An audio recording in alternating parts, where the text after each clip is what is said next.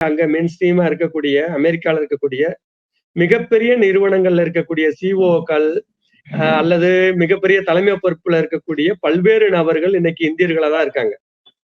அதுக்கு காரணம் என்ன அப்படின்னா, நீங்க வந்து அவங்களுக்கு தேவையான அறிவுத்துறையில, நிபுணத்துறையில, அறிவார்ந்த துறையில இருக்கவங்க இன்னைக்கு இந்தியர்கள் நிறைய பேர் இருக்காங்க.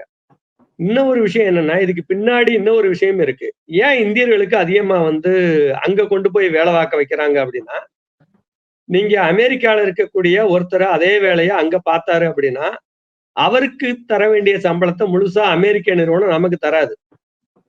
ஒரு ஆய்வு என்ன சொல்லுதுன்னா, H1B விசால போயி அமெரிக்கால வேலை பார்க்கிற தொழிலாளர்களுக்கு, அமெரிக்கால குடுக்கக்கூடிய ஊதியத்த விட, அதாவது அமெரிக்கர்களுக்கு குடுக்கக்கூடிய ஊதியத்த விட 36% குறைவா தான் குடுக்குறாங்க. இப்ப இது அந்த நாட்டு நிறுவனத்துக்கு 2 வகையில மிகப்பெரிய லாபம். ஒண்ணு ஊதியம் வந்து ஒரு 36% கம்மியா குடுக்கலாம். அதே மாரியா வேலை நேரங்கிறது 8 மணி நேரத்துக்கு மேல பல மணி நேரம் அவங்கள வாங்க முடியும். அப்படியான ஏற்பாடு.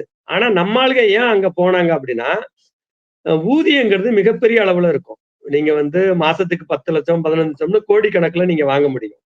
அப்படி வாங்குற ஒரு ஏற்பாடு இருக்கு. இன்னொன்னு நெறைய தொழில்நுட்பங்கள், அத கத்துக்கக்கூடிய ஒரு இடம்.